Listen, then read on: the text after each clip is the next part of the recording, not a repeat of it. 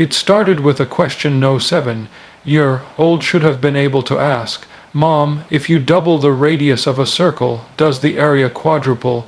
The words made Catherine Hayes, CEO of one of the fastest growing tech firms in the country, pause mid-email. Her daughter, Lily, looked up from her notebook, eyes wide with curiosity. Catherine had built an empire around data and algorithms, but even she couldn't recall her daughter ever being this advanced. "Where did you learn that, sweetheart?" she asked, smiling. Lily shrugged, innocent and matter-of-fact. "Mr. Sam taught me." Catherine blinked. "Mr. Sam, the janitor," Lily said. And just like that, the woman who had solved million-dollar problems found herself puzzled by a mystery hiding in her own company halls. Catherine had seen Sam around. He was quiet, older, with silver hair that always seemed a little too neat for a janitor's job. He worked the night shifts mostly, slipping in and out like a shadow. She remembered once saying good evening to him in the elevator. He'd simply smiled and tipped his cap. That was it. No small talk, no stories.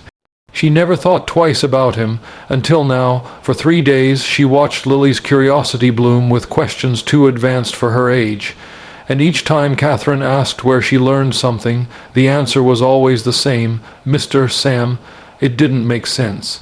Until one evening, Catherine stayed late at the office and caught him sitting in the break room with Lily, chalk in hand, explaining equations on a small whiteboard as if he were born to teach. Catherine stood by the doorway, stunned. The man spoke softly, patiently. His explanations were beautiful, almost poetic. Lily's eyes gleamed as he showed her how numbers danced together, how math wasn't just rules. It was a story. For the first time in a long while, Catherine didn't feel like the CEO of a multimillion-dollar company. She felt like a mother watching her child discover wonder. When she stepped into the room, Sam froze. Lily smiled, unaware of the tension. "Mom, we were learning about infinity." Catherine nodded, eyes fixed on him. "Could we talk for a moment?" she asked quietly. He looked hesitant, even nervous, but followed her out. She expected excuses, maybe a humble apology for crossing boundaries, but instead he surprised her. "I'm sorry, ma'am," Sam said, voice steady but gentle. "Your daughter asked questions during the evenings when you worked late. I didn't mean to overstep. She's remarkable. I just wanted to help her understand." Catherine crossed her arms. "You're not a teacher, Sam." He smiled faintly. "I used to be." That single sentence broke something open inside her. Later that night, unable to sleep, she searched his name in the company system. What she found shook her.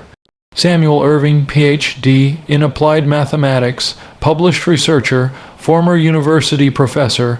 His record ended abruptly 10 years ago, after the loss of his wife and daughter in an accident. After that, nothing. Just a long blank before he appeared again, as a janitor. Catherine stared at the screen, her heart tightening.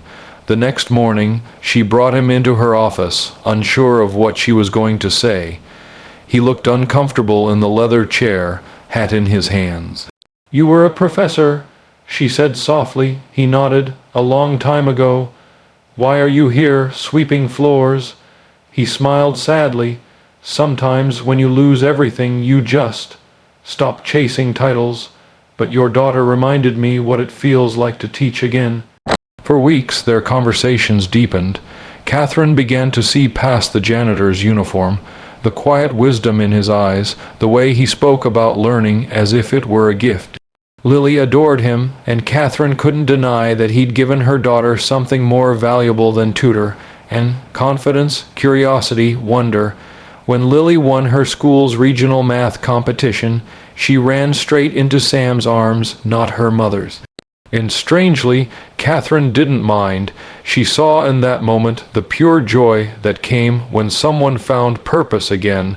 One afternoon, as the company prepared for its annual innovation event, Catherine asked Sam to join the main hall. He hesitated, but she insisted. When the lights dimmed, she stepped on stage and began her speech, but halfway through, she paused. "Before I continue," she said, her voice steady but emotional, I want to tell you all a story about a man who reminded me that brilliance has no rank, and kindness needs no title. The crowd watched as she gestured toward the side of the stage. Sam stood there, confused. This man, she continued, taught my daughter more about passion and perseverance than any CEO or professor ever could. And he did it not from an office, but from a broom closet. The room fell silent. Then, thunderous applause, tears glistened in Sam's eyes as he stepped forward. Catherine handed him a folder. Inside was a new contract, head of educational outreach, a program to mentor underprivileged kids in STEM, funded by her company. He shook his head, speechless. "You don't owe me this," he whispered. "No," she said, "but the world does." Months later, Sam's small classroom in the company's community center overflowed with laughter and numbers scribbled across whiteboards. Lily often helped him, proudly calling him Professor Sam. Catherine would stop by sometimes, standing at the doorway just as she had that first night, heart full. The man who once swept floors was now sweeping minds into brilliance. And the woman who once measured success in profits now measured it in lives changed. Because sometimes the greatest lessons don't come from boardrooms or degrees. They come from the quiet souls who never stopped believing in the power of teaching, even when the world forgot their name.